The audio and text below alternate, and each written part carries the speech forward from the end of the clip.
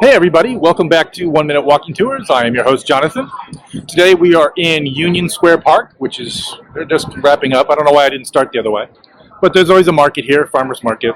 And Union Square Park is not called Union Square Park because in 1861 they flew the flag from Fort Sumter after it had capitulated to the godless rebels. No, it's called that because it was the union of two neighborhoods, Bowery, Broadway. Anyway, the building behind me is why we're here, because on June 3rd, 1968, a woman named Valerie Solanas shot Andy Warhol right in this building, right here. Because the Decker building, the sixth floor of this building, was one of Andy Warhol's famous factories. Now, Warhol wasn't killed, and he actually said as soon as he knew that was happening, he said, "This is not going to kill me." It will eventually lead to his death later in life, because you don't really recover from getting shot multiple times, as well as one would hope.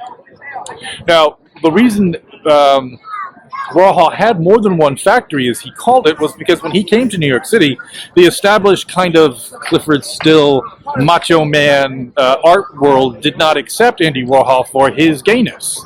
So he decided, if he can't be part of the scene, I'm going to create my own scene.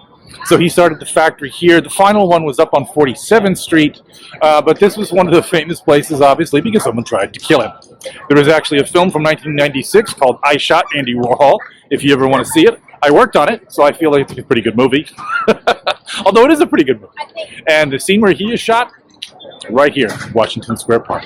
So if you're ever in Washington Square Park and you think to yourself, wow, I'd like to see where one of the most important artists of the 20th century worked, come on by. Maybe you can rent the space in the Decker building. So we'll see you here soon on 1 Minute Walking Tours.